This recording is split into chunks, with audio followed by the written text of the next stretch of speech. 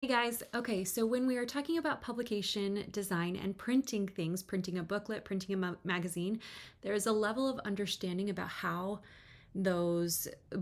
how books are made that becomes important.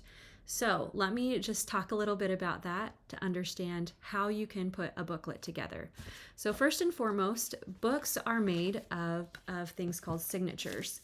And that is going to be, you're going to have a bunch of different pages. So 1 page, 2 page, and then 3, 4, up to probably about 4 or 5 pieces of paper that are going to come in and create what's called a signature.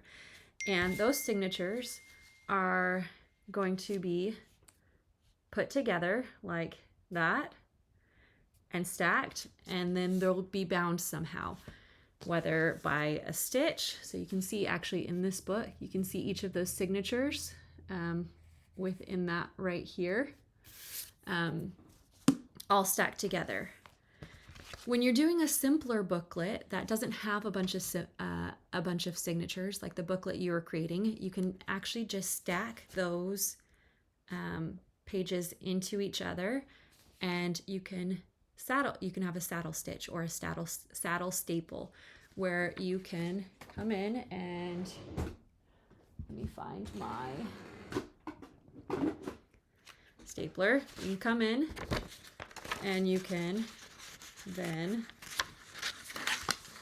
do it a little nicer so you're not crinkling your paper. You can staple that together and that'll create a book. Or if you want something a little nicer than staples, you can take some thread or embroidery floss or something else.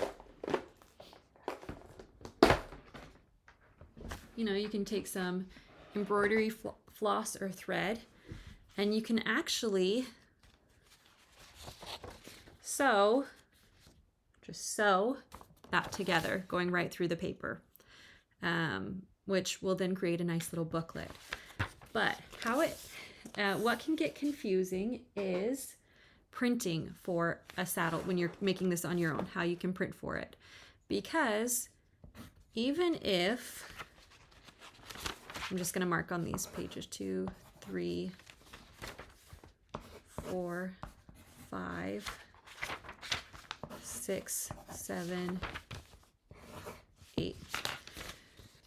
So if you're looking at your booklet, you've got page 1, page 2, page 3, page 4, right? You've got the order that you've got it. However, if you take apart that binding, when you're printing next to each other, those pages actually aren't going to be printed next to each other because you're placing 2 papers or 3 or 4 on top of each other. So yes, this one works out well, but on the back side of it, you've got pages 3 and 6 and pages 2 and 7 printed next to each other, and 1 and 8, right? So you're not printing in subsequent order of spreads. You are printing in a specific way. And InDesign can create those connecting pages for you. And I'll show that in another video, so you can watch that. But that is how you can create your booklet. If you're printing on your own, I would recommend printing on tabloid